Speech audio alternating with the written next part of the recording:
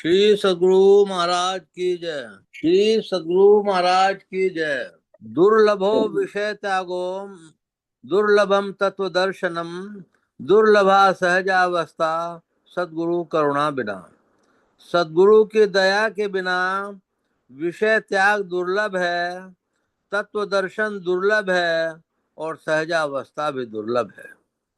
विद्यते हृदय ग्रंथि सिद्ध्यन्ते सर्व संशया क्षीयन्ते चास्य कर्माणि तस्मिन् दृष्टि परावरे।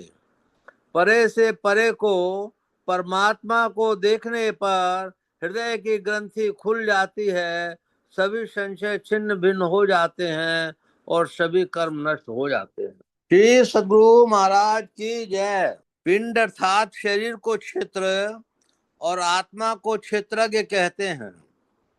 स्थूल सूक्ष्म कारण और महाकारण ये चारों क्षेत्र या शरीर जड़ हैं। इनसे आवरणित रहने पर परम प्रभु सर्वेश्वर का व निज आत्म स्वरूप का अपरोक्ष ज्ञान नहीं हो सकता।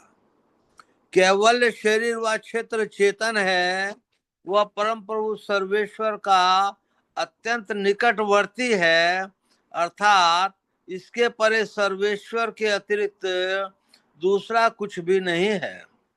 इसके सहित रहने पर परम प्रभु सर्वेश्वर के तथा निज आत्म स्वरूप के अप्रोक्ष ज्ञान का होना परम संभव है और आत्मा को अपना और परम प्रभु सर्वेश्वर का अप्रोक्ष ज्ञान हो, इसमें संशय करने का कोई कारण नहीं है। उस फूल के फैलाव से सूक्ष्म का फैलाव अधिक होता है। अनादि अनंत स्वरूपी से बढ़कर अधिक फैलाव और किसी का होना असंभव है, इसलिए वह सबसे अधिक सूक्ष्म है। अब इसका शेष भाग कल पढ़कर सुनाया जाएगा। संत सद्गुरु महाराज की वाणी। अद्भुत अंतर की डगरिया जा पर चल कर प्रभु मिलते, दाता सतगुरु धन्य धन्य जो राह लखा देते। चलत पंथ सुख होत नौबत झरत बड़भागी सुनते, सुनत सुखत सुनत लखत सुख लहत अद्भुति में ही प्रभु मिलते। अद्भुत अंतर की डगरिया जा पर चलकर प्रभु मिलते। श्री सद्गुरु महाराज की जय। अब संतवाणी सटीक से कबीर साहब की एक वाणी सुनाता हूँ और उसका अर्थ भी आप लोग को समझाने का प्रयत्न करता हूँ। अर्थ तो लिखा हुआ है, ये उसको सुना देता हूँ।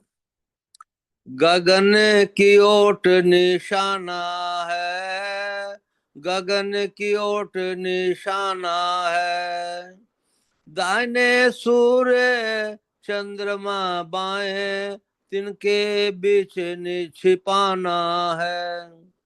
तन की कमान सूरत का रौदा शब्द बान ले आना है। मारत घाव बिना तन ही तन सद्गुरु का परवाना है। मार्यो भान घाव नहीं तन में जिन लागा तिन जाना है, जिन लागा तिन जाना है। कहे कबीर सुनो भाई साधो, जिन जाना तिन माना है, जिन जाना तिन माना है। आकाश के पर्दे में निशाना है, दाहिने सूर्य है और बाएं चंद्र है, वह निशाना उनके बीच में छुपा हुआ है। शरीर रूप धनुष पर सूरत की डोरी चढ़ाकर उस पर शब्द बाण रखकर खींचा है। तीर के मारते ही वह शरीर से शरीर में छेदता हुआ घुस गया। वह सद्गुरु का आज्ञा पत्र है। तीर मारा, शरीर में घाव नहीं हुआ। जिनको यह तीर लगा है उन्होंने जाना है। कबीर साहब कहते हैं, हे भाई, जिन लोगों ने इस वेदन को जाना है उन लोगों ने इस बात को माना है। सारांश, यह कथन भेज भेज से नियम विषय में है। जब धनुष पर डोरी टिक से चढ़ाई जाती है तब धनुष कसा जाता है और तभी उस पर से पूरी शक्ति के निशाने पर जा लगता है। भजन अभ्यास में जब सूरत तीर रूपी डोरी शरीर रूपी धनुष के अंदर चढ़ाई जाती है तब शरीर कस जाता है। इंद्रियों के घाटों से सूरत व चेतन धार का सिमटाव होना और विषय सुख नहीं होना शरीर का कस जाना कहलाता है। श्री सद्गुरु महाराज। जो कोई निर्गुण दर्शन पावे, जो कोई निर्गुण दर्शन पावे, प्रथम सूरत जमावे तिल पर, मूल मंत्र गहिलाए। जो कोई निर्गुण दर्शन पावे, गगन गराज दे दामिनी दम के, अनहद नाद बजावे। बिन जिह्वा नाम को सुमरे, अमरस अजर चुआवे। अजपा लागी रहे सूरत पर, नैन न पलक डुलावे। गगन मंदिर में फूल पुहाना, उहाँ भंवर रस पावे। इंगला पिंगला सुख मन सोधे, प्रेम ज्योति को लावे। सुन शहर में पुरुष विराज, जहाँ अमर घर छावे। कहे कबीर सुनो, कहे कबीर सतगुरु बिन चीने, कैसे वह घर पावे। जो कोई निर्गुण के दर्शन पाना चाहता हो उसको चाहिए कि पहले वह गुरु मंत्र का विधि पूर्वक जप करके सूरत को तिल या बिंदु की ओर लावे और तिल पर जमावे। अंतर में बिजली की चमक देखते हुए अनहदनाद की आकाशी गर्जना को सुने। नाम को अर्थात गुरु मंत्र को बिना जिह्वा के सुमरे अर्थात मानस जप करे और एक रस रहने वाला अमृत रस ज्योति और शब्द रूप चेतन धार को चुलावे अर्थात प्राप्त करे। उसकी सूरत व चेतन वृत्ति पर अनहदनाद की ध्वनि लगी रहे और वह अपनी आंखों और पलकों को नहीं डुलावे। अंतर के आकाश महल में जहाँ प्रकाश मंडल खुलता है, अंतर के आकाश महल में जहाँ प्रकाश मंडल खुलता है वहाँ भंवर साधक आनंद प्राप्त करता है। इंगला बाईं दृष्टि और पिंगला दाएं दृष्टि को सुषुम्ना में मध्य दृष्टि में लाकर शुद्ध करे। अगम नहीं रहने दे तब प्रेम की ज्योति में लौ लगावे। जहाँ वह निर्गुण पुरुष शून्य महल में विराजते हैं, अमर घर में अपना डेरा करें। कबीर साहब का कथन है कि सदगुरु को चीने बिना उस घर को कैसे पा सकता है, अर्थात नहीं पा सकता। टिप्पणी, इस शब्द में परम पुरुष सर्वेश्वर परमात्मा पुरुषोत्तम की प्राप्ति की युक्ति का वर्णन किया गया है। तिल पर तुरंत जमाना दृष्टि योग है, जिसको संभवी या वैष्णव मुद्रा भी कहते हैं। इसका निरापद व सुगम साधन अमा दृष्टि से वह आंख बंद करके करना है। पूरी आंख खोलकर व आधी आंख बंद कर और आधी खोलकर पूर्णिमा दृष्टि या प्रतिपदा दृष्टि से करना निरापद और सुखद नहीं है। इस साधन में दृढ़ता प्राप्त किए बिना शब्द ध्यान भी उत्तम नहीं है। जानकर साधनशील पुरुषों से युक्ति जानकर इसका अभ्यास करना चाहिए। श्री सद्गुरु महाराज की जय। श्री सद्गुरु महाराज की जय। मंगल मूर्ति सतगुरु मिलवे सर्वाधार। मंगलमय मंगल करण विनवो बारंबार।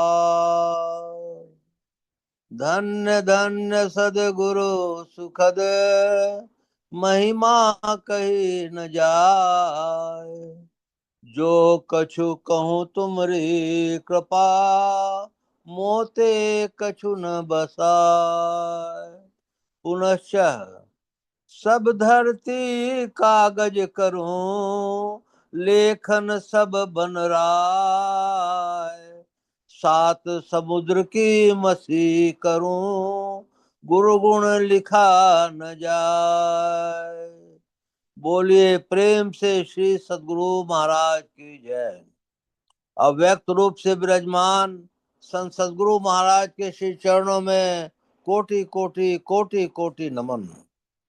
अव्यक्त रूप से विराजमान संत सद्गुरु महर्षि संत सेवी परमहंस जी महाराज के श्री चरणों में कोटि कोटि कोटि कोटि नमन। उपस्थित अत्यंत भाग्यशाली सदात्माओं, आप सबको सहस्त्र सहस्त्र नमन, सहस्त्र सहस्त्र नमन। अभी हम लोगों ने सत्संग योग का पाठ सुना कि सद्गुरु की दया के बिना विषय त्याग दुर्लभ है, तत्व दर्शन दुर्लभ है, सहजा अवस्था दुर्लभ है। हम लोगों ने अद्भुत बड़ी सुंदर कबीर साहब की वाणी सुनी। प्रथम में सूरत जमावे तिल पर मूल मंत्र गहिलावे। माने तिल पर सूरत जमाना है और मूल मंत्र को गहिलाना है। हम लोगों ने आत्म स्वरूप के बारे में सुना, क्षेत्र और क्षेत्रज्ञ के बारे में सुना कि आत्मा क्षेत्रज्ञ है। हम लोग की 5 अवस्थाएं होती हैं, जागृत, स्वप्न, सुषुप्ति, तुरीय, तुरीयातीत। हम लोग 3 गुणों से बाद इस शरीर में हैं, सतोगुण, रजोगुण, तमोगुण। हम लोग जो हैं 3 गुणों से, 3 चीजों से कर्म बंधन से बंधे हुए हैं, प्रारब्ध कर्म और क्रियमान कर्म और संचित कर्म। हम लोगों को ये देखना होगा कि जानना होगा कि आत्मा क्या है, कर्तव्य क्या है, संचित कर्म क्या है, प्रारब्ध कर्म क्या है, क्रियमान कर्म क्या है, सतोगुण क्या है, रजोगुण क्या है, तमोगुण क्या है। हम लोग किस गुण में बरत रहे हैं, हम लोग को ये भी समझने की चेष्टा करनी चाहिए। आत्म तत्व क्या है, ये भी जानने की चेष्टा करनी चाहिए। हमने एक सीरियल देखी थी जिसमें भगवान इंद्र भगवान जो हैं कोई राक्षसों से युद्ध जीत करके आए थे और उन लोगों में खूब जो है माने पीने उने का और हंसी ठठाकों का जोर लगा हुआ था। वहां पर उनके दरबार के बाहर आत्म तत्व पहुंच गए। आत्म तत्व पहुंच गए तो उनको देखने के लिए इंद्र ने भेजा। तो वायु तत्व आए तो वायु तत्व से आत्म तत्व ने पूछा कि आपका क्या नाम है। मैं बोला वो मैं वायु का राजा हूँ। बोले ठीक, वायु के राजा आप हैं तो आप, उन्होंने एक तिनका फेंक दिया। तिनका फेंक करके बोला कि इसको उड़ा सकते हो। तो वायु तत्व के राजा ने कहा कि अरे ये तिनका, क्या मैं संसार भर को वायु देता हूँ, तिनका में क्या है। आत्म तत्व के बिना वो तिनका नहीं उड़ा सके। फिर अग्नि तत्व के देवता को भेजा गया। अग्नि तत्व उस तिनका को जला नहीं सके। एवं कर कर कर करके आत्म तत्व जब काम नहीं किया और सब लोग आए तो आखिरी में इंद्र आए तो आत्म तत्व चले गए। इस बात से कहने का मतलब ये है कि जब तक आपकी आत्मा काम नहीं करती है, आपका चित्त भी नहीं काम कर सकता है, आपकी इंद्रियां भी नहीं काम कर सकती हैं। जब आत्म तत्व का इशारा होगा तब चित्त हिलेगा डुलेगा, चित्त हिलेगा डुलेगा, तब मन बुद्धि इंद्रियों को हिलाएगा डुलाएगा, तब आप मने नींद से जागोगे, तब उठोगे, तब आपका मन बुद्धि और ये सब काम करने लगेंगे। हम लोगों को देखना क्या है? हम लोग को देखना ये है कि हमारा आत्म तत्व काम करे, हम उस स्थिति में पहुंच जाएं कि जहां पर आत्मा है, हम जाने कि आत्मा क्या है। अभी हम लोगों ने पढ़ा कि केवल शरीर में पहुंचने पर आत्मा का पता चलता है कि आत्मा क्या है। इस तरह से हम लोगों को उस स्थिति में पहुंचना है, ये लक्ष्य रखना है। इस लक्ष्य रखने के लिए हम लोगों को किन किन चीजों में पसरना होगा, इसका ध्यान रखना है।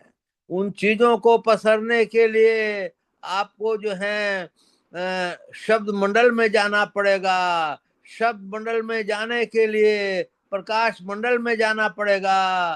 प्रकाश मंडल में जाने के पहले आपको गुरु की अनंत कृपा चाहिएगी, तब आप जो है उसमें जा सकोगे। आपका अपना परिश्रम ये बताएगा कि कैसे आप कहाँ पर पहुंच सकोगे। तन का कमान सूरत का डोरा शब्द बांध ले आना है, ये भी कबीर साहब की वाणी में आया था। अब हम लोग विषय पर आते हैं कि हम लोग का विषय क्या है। विषय है ध्यान। ध्यान किसको कहा जाता है? रोज हम सुनते हैं, निर्विषय मन को ध्यान कहते हैं। उसको पहले संत मत में प्रकाश माने प्रकाश और शब्द दो ही चीज थी। उसके बाद मानस ध्यान और मानस जाप जुड़ा। अब हम लोगों को माने मानस जाप के तरफ स्थिर बुद्धि कर कर कर करके उसको पका लेने पर हमेशा यदि मानस जाप जिसका चलता रहता है, जिसका लक्ष्य ऊंचा है कि मेरे को सर्वेश्वर को प्राप्त करना है, तभी उसका मानस जाप चलता रहेगा। नहीं तो लापरवाह का मानस जाप नहीं चल सकता, नहीं चल सकता।